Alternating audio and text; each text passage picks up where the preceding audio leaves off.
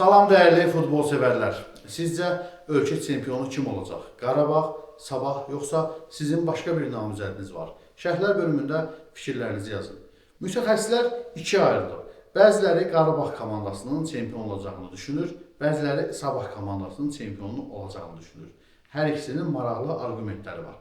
Məsələn, Qarabağ komandasının çempion olacağını iddia edən mütəxəssislər bildirirlər ki, Qarabağ komandası hal-hazırda əsas diqqəti Çempionlar Liqasına ayırıb, daha sonra Çempionlar Liqasında yol bitdikdən sonra əsas diqqətini verəcəklər ölkə çempionatına və Azərbaycan çempionu olacaqlar.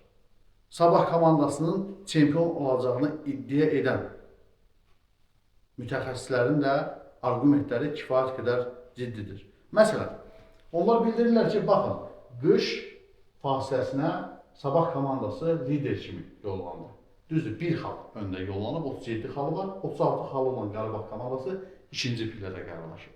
Amma bununla belə onlar düşünürlər ki, Sabah komandası əsas diqqətini ölkə çempionatına verir və gündən-günə güclənir və indiyə qədər Sabah komandası çempionatda göstərmədiyi performansı göstərir. Digər tərəfdən Qarabağ komandası əsas diqqəti Çempionlar Liqasına verir, Çempionlar Liqasında yorulur.